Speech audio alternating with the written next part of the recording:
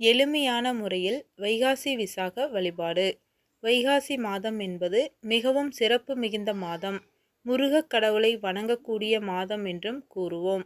இதற்கு முக்கியமான காரணம் வைகாசி மாதத்தில் வரக்கூடிய விசாக நட்சத்திரம்தான். இந்த விசாக நட்சத்திரத்தில்தான் முருகப்பெருமான் அவதரித்தார் என்பதால் முருகனை வழிபாடு செய்யக்கூடிய ஒவ்வொரு நபர்களும் தவறாமல் வைகாசி விசாகத்தில் வழிபாடு செய்ய வேண்டும். பலரும் வைகாசி விசாக நாளில் விரதமிருந்து வழிபாடு செய்வார்கள்.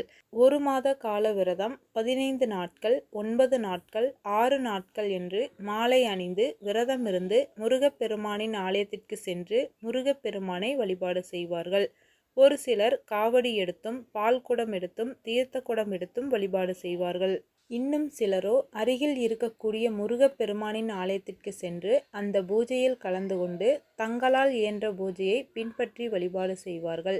இன்னும் சிலரோ வீட்டிலேயே முருகப்பெருமானுக்கு பூஜைகள் செய்து வழிபாடு செய்யும் வழக்கத்தையும் வைத்திருப்பார்கள். இப்படி பலரும் பலவிதங்களில் முருகப்பெருமானை வைகாசி விசாக நாளில் வழிபாடு செய்வதுண்டு. என்னால் அந்த அளவிற்கு சிறப்பாக முருகப்பெருமானை வழிபாடு செய்ய இயலாது, விரதம் இருக்க முடியாது, பூஜை செய்ய இயலாது என்று நினைப்பவர்கள் இந்த எளிமையான வழிமுறையை பின்பற்றினால் போதும் முருகப்பெருமானின் அருளை பெற்றுவிடலாம்.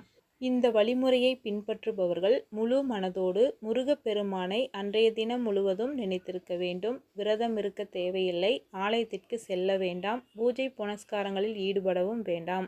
அன்றைய தினம் பிரம்ம முகூர்த்த நேரத்திலேயே எழுந்து சுத்தமாக குளித்து முடித்துவிட்டு அந்த பிரம்ம முகூர்த்த நேரத்தில் வீட்டு பூஜை அறையில் முருகப்பெருமானை நினைத்து தீபமேற்ற வேண்டும். அன்றைய தினம் முருகப்பெருமானுக்கு உகந்த நிறமான பச்சை நிறத்தில் ஆடை அணிந்திருக்க வேண்டும். அருகில் இருக்கக்கூடிய முருகன் ஆலயத்தில் முருகப்பெருமானுக்கு மலர்களை வாங்கித்தர வேண்டும். தங்களால் வாங்கித்தர இயலவில்லை என்றாலும் பிறர் மூலமாவது மலர்களை வாங்கித் தருவது முருகப்பெருமானின் அருளை பெற்றுத்தரும். இயன்றவர்கள் அன்றைய தினம் பிறருக்கு அன்னதானம் செய்ய வேண்டும். அன்னதானம் செய்யும் அளவிற்கு வசதி இல்லை என்பவர்கள் நீர்மோர் தானமாக தர வேண்டும். இந்த எளிமையான முறைகளில் ஏதாவது ஒன்றை மட்டுமாவது வைகாசி விசாக நாளில் முழு மனதோடு முருகப்பெருமானை நினைத்து செய்பவர்களுக்கு முருகப்பெருமானின் அருள் பரிபூர்ணமாக கிடைக்கும். குழந்தை பாக்கியம் இல்லாதவர்கள் வைகாசி விசாகத்தன்று விரதமிருந்து முருகனை வழிபட்டால் நிச்சயம் குழந்தை பாக்கியம் கிடைக்கும். விரதம் இருக்கும்போது ஓம் சரவண பவ, ஓம் சரவண பவாய நம, ஓம் முருகா போன்ற முருகனுக்குரிய மந்திரங்களை நாள் முழுவதும் உச்சரிக்க வேண்டும்.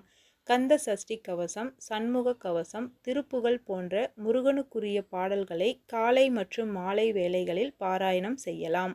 அருகிலுள்ள முருகன் கோவிலுக்கு சென்று முருகனை தரிசிப்பது மிகவும் சிறப்பு. கோவிலில் முருகனுக்கு விளக்கேற்றி வழிபடலாம். முருகனுக்கு நல்லெண்ணெய், பசும்பால், பச்சரிசி மாவு, பஞ்சாமிரதம், சர்க்கரை, இளநீர், எலுமிச்சம்பழம், மாம்பழம், திருநீர், அன்னம், சந்தனம், பன்னீர், தேன் போன்றவற்றால் அபிஷேகம் செய்வது வழிபடுவது நல்ல பலன்களை தரும்.